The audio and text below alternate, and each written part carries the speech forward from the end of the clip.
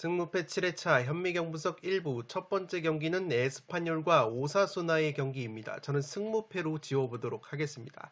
투폴만 가실 분들은 무패 투폴로 오사수나 사이드를 추천드리도록 하겠습니다. 통계적인 부분은 화면을 멈추셔서 구독자 여러분들이 확인을 해 주시기 바랍니다. 시간 관계상 살롱 코멘트로 빠르게 넘어가서 분석을 진행을 하도록 하겠습니다.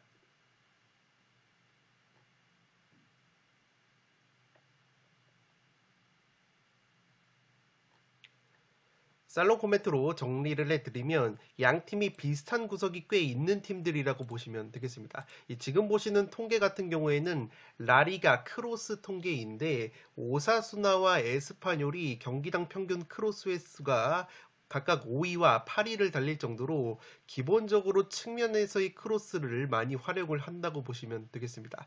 또한 양팀 모두 제공권이 뛰어난데 에스파뇰 같은 경우에는 라리가에서 제공권이 가장 뛰어난 팀이고 오사수나 역시 라리가에서 제공권 4위를 달릴 정도로 기본적으로 양팀이 높이가 좋다고 보시면 되겠습니다.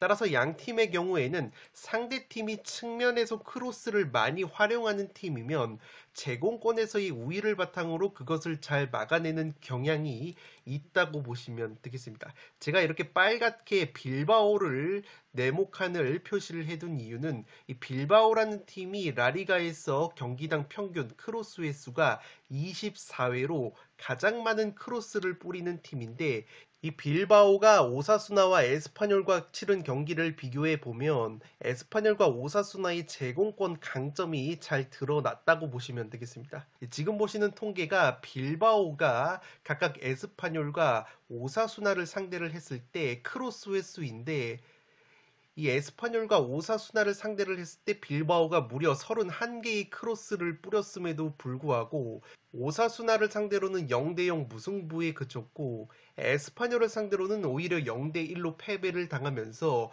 확실히 이 에스파뇰과 오사수나가 제공권이 좋기 때문에 빌바오처럼 이렇게 많은 크로스를 뿌리는 팀들의 크로스를 잘 막아낸다고 보시면 되겠습니다. 그 말인즉슨 에스파뇰과 오사수나 모두 크로스를 자주 시도를 하기 때문에 서로가 제공권이 좋은 상황에서 서로의 크로스 공격을 잘 막아낼 수 있는 힘이 있다고 보시면 되겠습니다.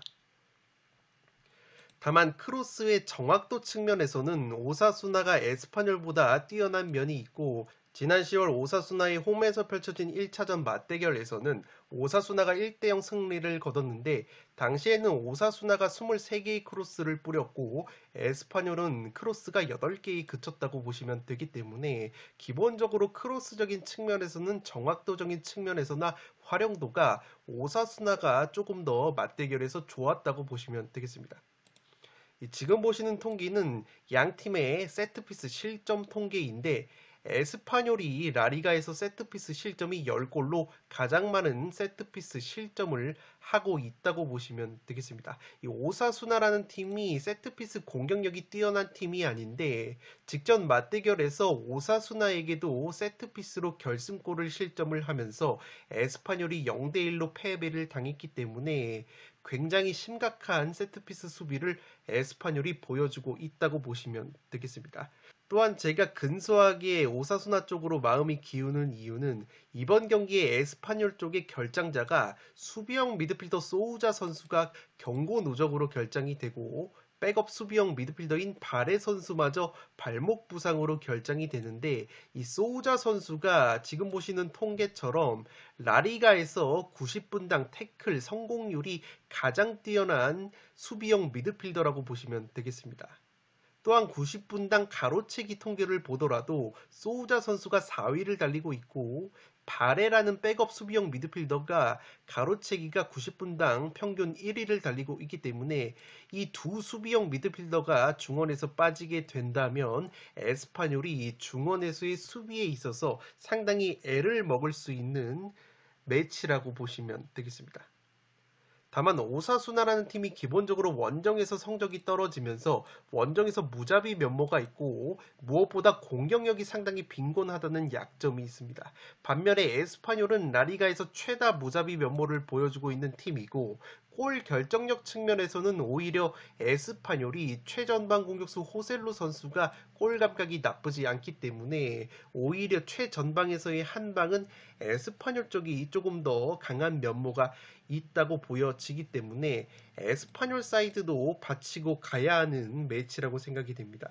특히나 오사수나가 공격형 미드필더 오로스라는 선수가 결장이 되는데 이 선수가 올 시즌 3골이나 넣어주면서 부족했던 오사수나의 골 결정력을 어느 정도 보충해준 선수인데 이 선수가 빠지기 때문에 오사수나 특유의 빈공이 나올 가능성도 있어 보이기 때문에 이 경기는 개인적으로 승무패가 모두 보이는 경기라고 생각이 됩니다. 다만 승무패 지우개가 아까우신 분들은 투폴 추천으로 오사수나 사이드인 무페르를 추천드리도록 하겠습니다. 두 번째 경기는 아스톤빌라와 레스터시티의 경기인데 아스톤빌라의 단통 승리로 가보도록 하겠습니다.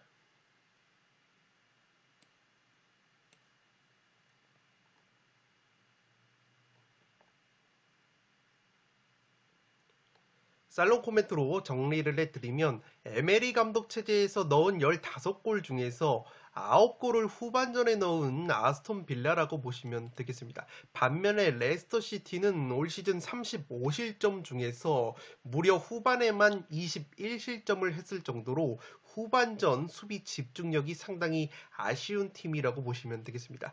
지금 보시는 통계처럼 레스터 시티가 21실점을 후반전에 하고 있기 때문에 에메리 감독 부임 이후에 후반전에 많은 골을 넣고 있는 아스톤 빌라를 상대로 후반전에 실점을 할 가능성이 높지 않나 싶습니다. 지금 보시는 통계를 보더라도 레스터시티가 유독 원정 경기에서 후반전 실점이 15골로 많기 때문에 충분히 아스톤 빌라가 후반전에 특유의 몰아치는 공격력을 보여줄 것으로 생각이 되고 있습니다. 아스톤 빌라의 에메리 감독이 전반전의 수비 밸런스를 다소 중시하는 운영을 하는데 이 수비 시에는 무려 6백을 세워두면서 선수비 후 역습을 전반전에 취하는 형태를 가져갈 때가 많다고 보시면 되겠습니다. 이러한 식스백 수비 전술이 횡적으로 길게 늘어서기 때문에 기본적으로 상대팀이 측면을 자주 활용하는 팀이면 측면에서 공간을 잘 내주지 않는 장점이 있다고 보시면 되겠습니다. 예컨대 이 식스백 전술이 잘 통했던 경기가 바로 토트넘과의 경기였는데 이 토트넘이 콘테 감독 체제에서 윙백을 활용한 크로스 전술을 사용을 하는데 이 빌라가 식스백으로 측면 공간을 내주지 않으니까 토트넘이 아무것도 못하고 홈에서 아스톤 빌라에게 0대2로 패배를 당했던 경기가 있었다고 보시면 되겠습니다. 이 전반전을 비교적 안정적으로 가져가면서 후반에 기어 변속을 하듯이 공격적으로 몰아치면서 달라지는 아스톤 빌라의 색깔 변화에 상대팀들이 당황하는 모습이 많다고 보시면 되겠습니다. 다만 레스터 같은 경우에는 기본적으로 측면 공격이 강점인 팀이 아니라 이 미드필더인 메디슨, 듀스버리 홀, 틸레망스가 포진한 중원을 거치는 공격이 주요 루트이기 때문에 특히나 레스터 같은 경우에는 메디슨, 틸레망스, 듀스버리 홀 같은 미드필더들이 중거리 슛 한 방이 굉장히 강력하다고 보시면 되겠습니다. 지금 보시는 통계가 박스 바깥에서의 골 통계인데 레스터 시티가 뉴캐슬과 함께 박스 바깥에서 때린 슈팅으로 무려 9골을 만들어내면서 선두를 달리고 있다고 보시면 되겠습니다. 그만큼 레스터 시티가 미드필더 자원들의 중거리 슛 한 방이 강력한 팀이라는 점에서 강점을 살려야지만 아스톤 빌라 원정에서 좋은 결과를 가져갈 것으로 보이는데 이 에메리 감독이 구사하는 이 식스백 수비가 단순히 측면 공격 제어에만 특화되어 있는 것이 아니라 수비 라인 간격 자체가 촘촘한 장점이 있다고 보시면 되겠습니다. 이 최종 수비 라인 6명과 앞쪽에 2명의 미드필더 사이 공간 자체가 굉장히 촘촘하게 구성이 되는 구조이고 설령 2명의 수비형 미드필더가 제쳐진다고 하더라도 측면에 포진한 수비수들이나 중앙의 중앙 수비수들이 라인 간의 간격 자체가 짧기 때문에 빠르게 앞으로 튀어나가서 레스터가 강점인 중거리 슛을 시도할 때 블로킹을 할 수 있는 구조가 나올 것으로 생각이 됩니다. 특히나 아스톤 빌라의 중앙 수비수 중에서 타이론 밍스라는 중앙 수비 자원이 있는데 이 선수가 굉장히 거친 수비를 하는 중앙 수비 자원으로 유명한데 앞으로 튀어나와서 적극적인 커트를 가져갈 때가 많다고 보시면 되겠습니다. 실제 인터셉트 랭킹을 보시더라도 이 보통은 다른 팀들의 중앙 미드필더나 수비형 미드필더가 인터셉트 상위권의 기록을 보여주고 있는데 이 타이론 밍스라는 아스톤 빌라의 중앙 수비 자원이 굉장히 많은 인터셉트를 기록을 하면서 인터셉트 랭킹 공동 4위를 달리고 있다고 보시면 되겠습니다. 따라서 이렇게 튀어나가는 수비 자체가 리스크가 있었던 아스톤 빌라인데 에메리 감독 부임 이후에 빌라의 수비가 안정감이 생기면서 특히나 수비적으로 내려앉았을 때 원체 수비 인원이 많기 때문에 이 밍스 선수가 앞으로 튀어나가서 적극적으로 인터셉트를 하더라도 그 뒷공간을 다른 수비 자원들이 메워주는 시스템이 있기 때문에 이 밍스 선수의 인터셉트 능력이 극대화될 수 있는 환경이 조성이 되지 않았나 싶습니다. 그렇기 때문에 이 레스터 시티의 최대 강점이라고 할 수 있는 박스 바깥에서의 미드필더 중거리 슛 한 방을 방어함에 있어서 빌라의 식스백 수비 구조가 상당히 효과를 발휘할 수 있지 않을까 생각이 되고 있습니다. 지금 보시는 통계는 양팀의 세트피스 실점 통계인데 아스톤 빌라가 세트피스 실점이 10골로 프리미어리그에서 두 번째로 많은 실점을 하고 있고 레스터 시티 역시 이 네 번째로 많은 세트피스 실점을 하고 있는 팀이기 때문에 양팀 모두 세트피스로 득점을 할 가능성이 높지 않나 싶습니다. 다만 아스톤 빌라 같은 경우에는 세트피스뿐만 아니라 역습 한 방도 기대를 해볼 수 있는 것이 지금 보시는 통계가 프리미어리그 역습 실점 통계인데 레스터 시티가 역습 실점이 4골이나 될 정도로 역습 수비가 취약한 면이 있기 때문에 빌라 같은 경우에는 역습 득점이 프리미어리그에서 3골로 세 번째로 많은 팀이라는 점에서 충분히 빌라가 역습으로도 재미를 볼 수 있는 환경이 나오지 않을까 싶습니다. 물론 이 아스톤 빌라라는 팀도 올 시즌 역습 실점이 2골이나 있는 팀이기 때문에 기본적으로 뒷공간에 대한 약점이 있지만 레스터가 제이미 바디라는 베테랑 공격수가 이번 경기 부상 여파로 결장이 될 가능성이 높기 때문에 레스터 특유의 바디 선수를 활용한 뒷공간 침투 역시 없어질 것으로 보여서 아스톤 빌라의 역습 수비를 공략하기에는 레스터가 기동력이 조금은 저하될 가능성이 있지 않나 싶습니다. 따라서 두 번째 경기는 과감하게 아스톤 빌라의 단통 승리로 가보도록 하겠습니다. 세 번째 경기는 브랜트포드와 사우스햄튼의 경기인데 승무 투폴로 가면서 2변까지 한번 노려보도록 하겠습니다.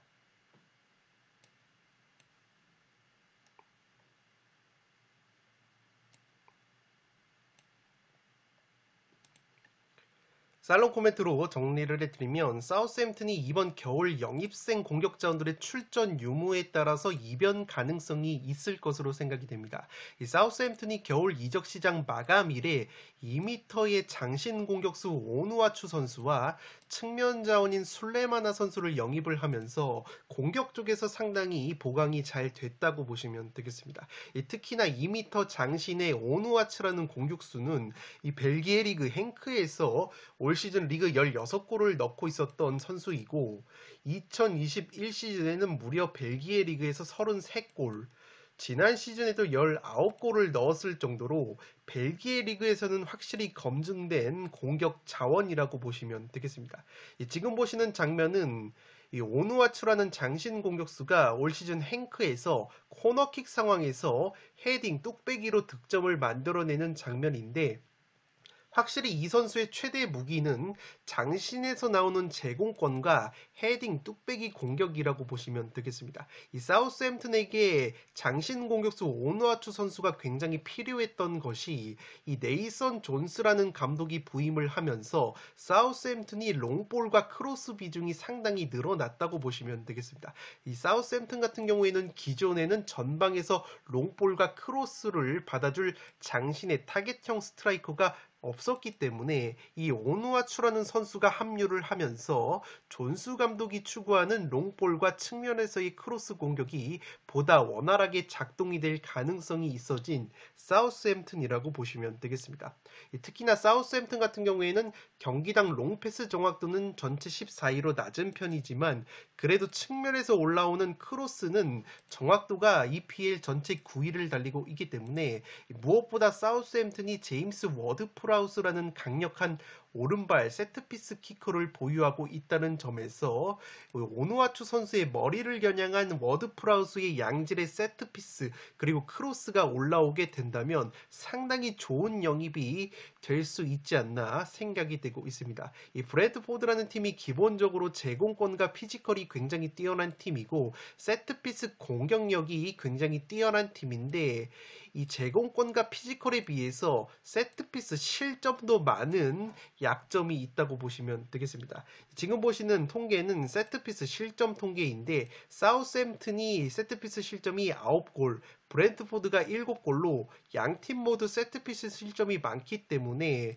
이 브랜트포드나 사우스햄튼 양팀 모두 서로의 세트피스 공격 한 방에 실점을 할 가능성이 있지 않나 싶고 무엇보다 사우스햄튼은 오누아추라는 선수가 만약에 출전을 할 수 있다면 세트피스 공격력이 한층 더 업그레이드 되기 때문에 브랜트포드를 상대로 세트피스로도 의외로 재미를 볼 수 있는 그림이 그려지지 않을까 싶습니다. 이 사우스햄튼의 또 다른 영입생 측면 자원인 술레마나 선수 같은 경우에는 드리블 돌파와 마무리 능력을 갖춘 자원이기 때문에 이 사우스햄튼의 또 다른 공격 옵션이 될 것으로 생각이 됩니다. 물론 올 시즌 브랜트포드가 홈에서 성적이 뛰어나고 최근 3, 4일 간격으로 사우스햄튼이 컵대회를 병행을 했기 때문에 체력적으로도 브랜트포드가 우위라고 보시면 되겠습니다. 이 주포 공격수 아이반 토니 선수의 골 결정력이 여전히 좋은 것 역시 브랜트포드의 승리 가능성을 높이는 요인이라고 보시면 되겠는데 이 브랜트포드가 프리미어리그에서 무승부가 가장 많은 팀이고 이 브랜트포드가 맞불을 놔주는 강팀을 상대로는 오히려 자신들이 역습과 세트피스 한 방을 활용을 하면서 좋은 모습을 보여주지만 수비적으로 내려앉는 약팀들을 상대로는 의외로 고전할 때가 있다는 점에서 사우스햄튼이 내려앉아서 롱볼을 통한 역습을 추구를 하게 된다면 브랜트포드도 상당히 답답할 수 있는 흐름이 나오지 않을까 싶습니다. 따라서 이 오누아추라는 사우스햄튼의 새로운 공격수의 출전 여부에 따라서 이변 가능성이 있어 보이기 때문에 3번 경기는 승무 투폴로 가보도록 하겠습니다. 4번 경기는 맨유와 크리스탈 팰리스의 경기인데 맨유의 단통 승리로 가보도록 하겠습니다. 독식을 노려보실 분들은 무승부까지 이변픽을 추천드리도록 하겠습니다.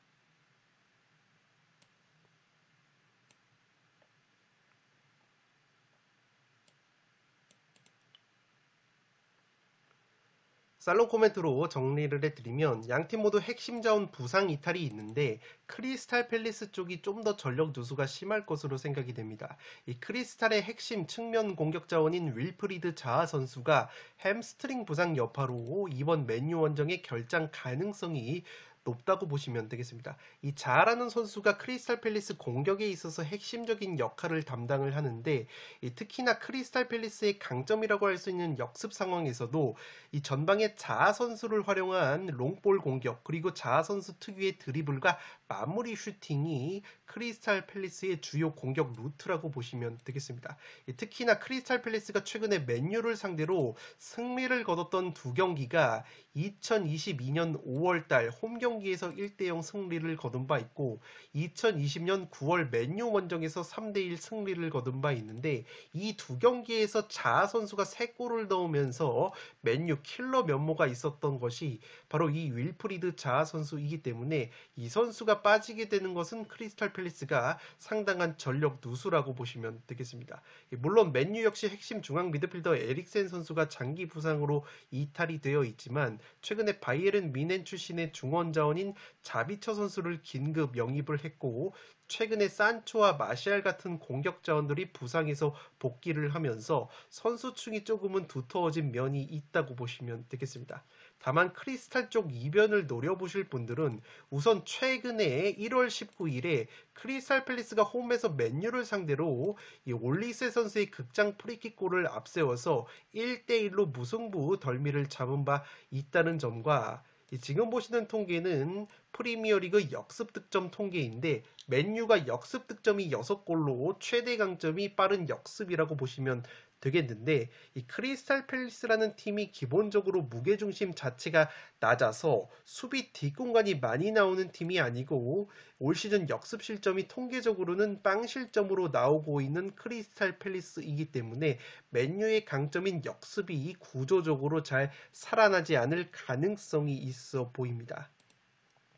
이 또한 크리스탈 팰리스라는 팀이 세트피스 상황에서 기대 실점값이 8.76골로 가장 많은 기대 실점을 기록을 하고 있음에도 불구하고 실제 세트피스 실점은 4골로 적다는 점, 그리고 맨유가 세트피스 득점이 굉장히 빈곤한 팀이라는 점에서 크리스탈 팰리스가 의외로 세트피스로도 실점을 하지 않을 가능성이 있지 않나 싶습니다. 또한 최근에 맨유가 3, 4일 간격으로 컵대회 포함해서 무려 11경기를 치르는 강행군 중이기 때문에 체력적으로도 크리스탈이 좀 더 유리한 경기이지 않나 싶습니다. 따라서 독식을 노려보실 분들은 무승부까지 추천을 드리도록 하겠고 4번 경기는 맨유의 단통 승리로 가보도록 하겠습니다.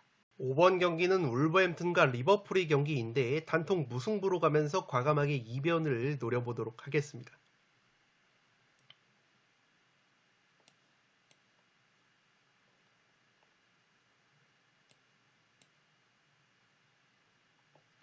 살롱 코멘트로 정리를 해드리면 최근에 측면 수비 쪽에 문제가 많은 리버풀이라고 보시면 되겠습니다. 최근에 브라이튼과 리그와 FA컵에서 2연전 맞대결을 치른 리버풀인데 브라이튼 원정에서 모두 완패를 당했던 리버풀이고 특히나 당시에 브라이튼의 미토마 카오누나 솔리마치를 앞세운 브라이튼의 측면 공격에 상당히 고전했던 리버풀이라고 보시면 되겠습니다. 울버햄튼 같은 경우에도 최근에 로페텍이라는 감독이 부임을 하면서 기존보다는 확실히 측면 공격력이 살아난 부분이 있다고 보시면 되겠습니다. 특히나 이 브라이튼처럼 울버햄튼 역시 왼쪽 측면에 오른발잡이를 놔두고 오른쪽 측면에는 왼발잡이를 놔두는 이른바 반대발 윙어 전략을 최근에 사용을 하면서 측면 수비 자원들을 깊숙하게 공격적으로 전진시키는 보다 적극적인 측면 공격을 감행을 하고 있다고 보시면 되겠습니다.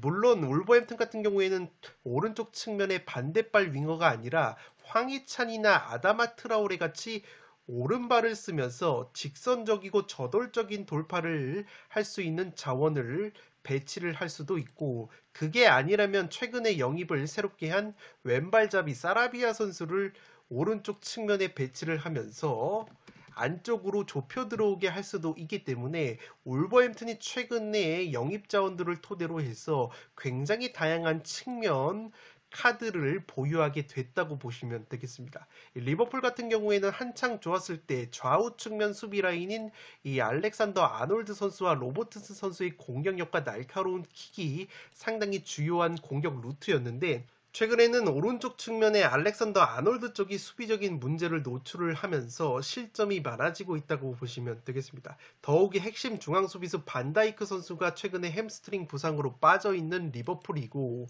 최근에는 중앙 수비수 코나테까지 부상으로 이탈이 됐기 때문에 수비 공백까지 있는 리버풀이라고 보시면 되겠습니다. 이 수비 공백이 있는 상황에서 주요 공격수인 살라 선수와 누네스의 골 감각이 떨어져 있는 리버풀이라고 보시면 되겠고, 공격 쪽에서도 피르미누, 조타, 디아즈 같은 핵심 자원들이 장기 부상으로 빠져 있다고 보시면 되겠습니다.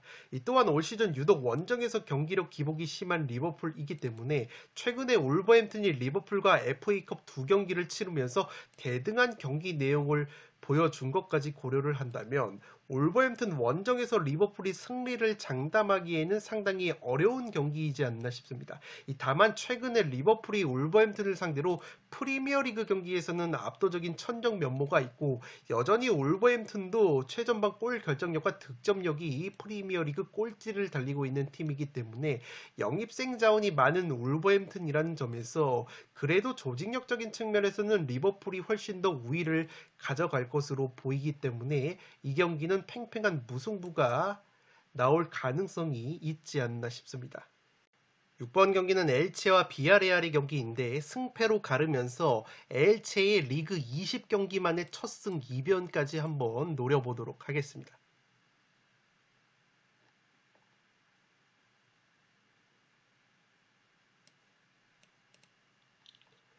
살롱 코멘트로 정리를 해드리면 이 경기는 액면가로는 비아레알의 무난한 승리가 예상이 되는 매치업이지만 왠지 엘체의 리그 20경기 만에 첫 승리를 응원해보고 싶은 경기라고 보시면 되겠습니다.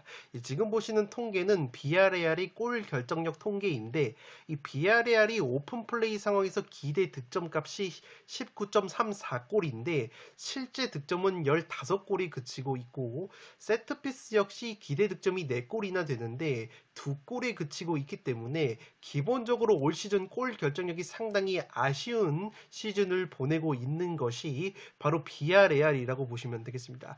또한 비아레알 같은 경우에는 최근에 단주마라는 공격수를 토트넘으로 이적을 시켰고 최전방 공격 선수층이 상당히 엷어진 상태라고 보시면 되겠습니다. 백업 공격 자원으로 니콜라 잭슨이라는 공격 자원이 있는데 이 선수 역시 최근에 햄스트링 부상 여파가 있기 때문에 굉장히 전방 공격 쪽에서 선수층이 엷어진 약점이 있는 비아레알이라고 보시면 되겠습니다. 최전방에 왼발이 강력한 제라르 모레노라는 에이스가 있는 비아레알이지만 이 모레노 선수 역시 한창 좋았을 때보다는 득점력이 좋은 시즌은 아니고 특히나 최근에 지로나전에서는 페널티킥까지 실축을 했었던 이 모레노이기 때문에 비아레알이 또다시 빈공을 보여줄 가능성이 의외로 있지 않나 싶습니다. 최근에 비아레알이 리그 2경기에서 1승 1패를 거뒀는데 필드골이 없었다고 보시면 되겠습니다. 특히나 비아레알이 강점을 갖는 홈 2경기였는데 2경기에서 1득점에 그쳤고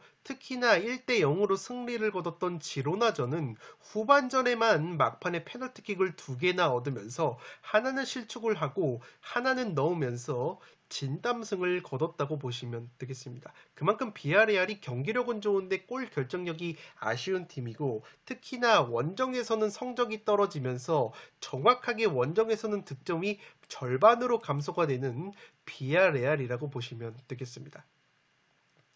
반면에 엘체 같은 경우에는 최근에 파블로 마친이라는 감독이 부임한 이후에는 그래도 경기력적으로는 조금 올라오는 모습이 있는데 최근에 엘체가 퇴장자가 발목을 잡아왔다고 보시면 되겠습니다. 실제 이 파블로 마친이라는 감독이 오고 난 다음에 리그 5경기를 치렀는데 이 5경기에서 패배를 했었던 이 3경기에서 모두 퇴장자가 나왔었다고 보시면 되겠습니다. 반면에 퇴장자가 나오지 않았었던 카디스 원정 그리고 오사수나와의 홈경기에서는 1대1 무승부를 거두면서 확실히 퇴장자만 나오지 않으면 엘체가 그래도 경기력이 조금은 올라오고 있다는 증거가 나오고 있다고 보시면 되겠습니다. 특히나 오사수나와의 홈경기에서는 역습 장면이 상당히 날카로웠는데 지금 보시는 장면이 오사수나전에서 엘체가 역습으로 동점골을 만들어내는 장면이라고 보시면 되겠습니다. 빠르게 4명이 앞으로 돌진을 하면서 오사수나의 수비 뒷공간을 공략을 하면서 역습으로 동점을 만들었던 엘체인데 기본적으로 비아레알이라는 팀은 압박 라인 자체가 높은 팀이고 패스와 점유를 중시하는 팀이기 때문에 수비 뒷공간에 대한 리스크가 있다고 보시면 되겠습니다. 또한 엘체가 오사수나전 득점을 합작한 선수들이 바로 피델과 호세 앙엘 카르모나라는 선수들인데, 이 피델이라는 선수는 엘체의 베테랑 측면 자원이고, 이 까르모나라는 선수는 최근에 세비야에서 영입을 한 젊은 윙백 자원인데, 이 까르모나라는 선수는 세비야 시절에도 공격과 세트피스 상황에서 적극적으로 공격에 가담을 해서 2골이나 넣었던 선수이고, 이 피델이라는 베테랑 측면 자원은 엘체에서 굉장히 오랫동안 활약해온 노장 선수인데, 이 선수가 왼발 크로스가 상당히 날카롭기 때문에 이 신구조와 조합이 뭔가 이번 비아레알전에서도 엘체의 첫 승을 견인하는 데 있어서 일조할 것 같은 느낌이 들고 있습니다. 특히나 이 피델이라는 선수가 왼쪽 측면에서 크로스가 날카로운데, 엘체의 최전방 공격수 중에서 페레미아라는 선수가 의외로 헤딩 뚝배기 공격이 괜찮은 선수이기 때문에 만약에 피델 선수가 측면에서 양질의 크로스를 올려줄 수 있다면 이 페레미아 선수의 뚝배기가 빛을 발할 가능성도 있지 않나 싶습니다. 무엇보다 엘체라는 팀이 최근에 홈 경기에서는 비아레알을 상대로 3경기 1승 2무 끈적한 모습을 보여왔던 상대 전적에 좋은 기억도 있고, 비아레알의 골 결정력 난조와 원정 기복, 그리고 엘체가 홈에서 비아레알을 상대로 끈적했다는 점과 피델과 까르모나라는 엘체의 측면 공격력 향상까지 고려를 한다면 의외의 엘체 사이드 이변 픽도 노려볼 만한 매치라고 생각이 됩니다. 6번 경기는 승패 투폴로 갈라보도록 하겠습니다.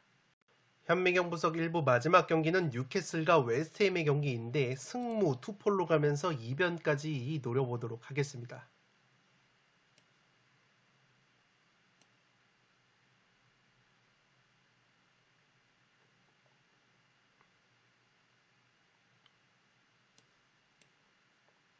살롱 코멘트로 정리를 해드리면 웨스트햄과 뉴캐슬 모두 측면에서 크로스를 굉장히 많이 활용하는 팀이라고 보시면 되겠습니다. 지금 보시는 통계가 프리미어리그 크로스 통계인데 웨스트햄이 경기당 평균 크로스가 22회로 공동 1위를 달리고 있고, 뉴캐슬 역시 20회로 공동 2위를 달리고 있다고 보시면 되겠습니다. 물론 뉴캐슬이 크로스 정확도 측면에서는 프리미어리그에서 선두를 달리고 있기 때문에 크로스의 퀄리티 자체는 뉴캐슬이 6위를 달리고 있는 웨스트햄보다는 더 뛰어나다고 보시면 되겠는데, 이 뉴캐슬이 아쉬운 것이 크로스의 퀄리티에 대비해서 최전방에서 그 크로스를 뚝배기 헤딩으로 마무리하는 능력이 조금은 아쉽다고 보시면 되겠습니다. 물론 측면에서의 크로스를 무조건 헤딩으로 마무리하는 것은 아니지만 기본적으로 헤딩이 뛰어난 공격 자원이 있다면 양질의 크로스가 빛을 발할 가능성은 더 높아진다고 보시면 되겠습니다. 일례로 뉴캐슬이 세트피스 공격력을 보시면 현재 세트피스 기대 득점이 무려 10.77골이나 되는데, 실제 뉴캐슬이 세트피스 득점이 6골에 그치고 있기 때문에 이 뚝배기 능력이 아쉽다고 보시면 되겠습니다. 반면에 프리미어리그에서 세트피스 득점이 가장 많은 토트넘은 뉴캐슬보다 기대 득점은 훨씬 낮지만 실제 득점은 10골을 하고 있는데, 이러한 원동력이 바로 토트넘은 최전방에 이 뚝배기 한 방이 좋은 공격수 해리 케인이라는 선수가 있기 때문이라고 보시면 되겠습니다. 해리 케인 선수가 무려 올 시즌 헤딩으로만 7골을 넣고 있고, 이 토트넘이라는 팀이 헤딩으로만 올 시즌 12골을 넣으면서 프리미어리그에서 가장 많은 뚝배기 골을 기록을 하고 있다고 보시면 되겠습니다. 따라서 뉴캐슬이 양질의 크로스와 세트피스 킥이 다소 아쉬운 것이 이렇게 토트넘처럼 해리케인 같이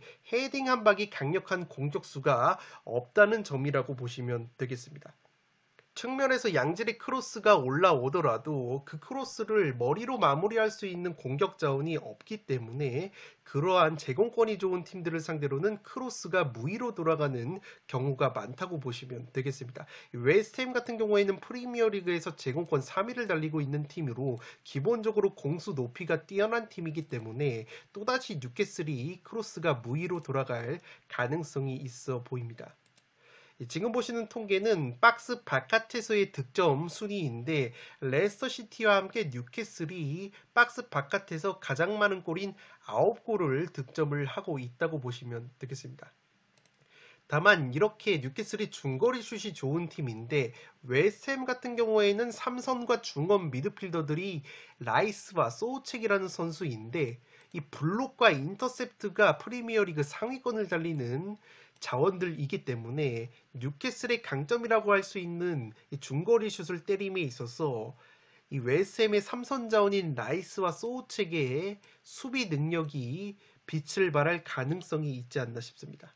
여기에 뉴캐슬의 핵심 중앙 미드필더 기마랑이스 선수가 직전 리그컵 경기 다이렉트 퇴장으로 인해서 이번 웨스트햄전에 결장이 되는데 이 기마랑이스 선수 역시 중거리 슛 한 방이 있는 자원이고 올 시즌 리그 3골 3도움을 올리고 있을 정도로 뉴캐슬의 플레이 메이커라고 보시면 되겠습니다. 또한 현재 뉴캐슬이 미드필더 존조 쉘비까지 이적을 한 상황이기 때문에 이 기마랑이스까지 나오지 못한다면 중원에서 패스를 전개해줄 자원이 상당히 부족해진다고 보시면 되겠습니다.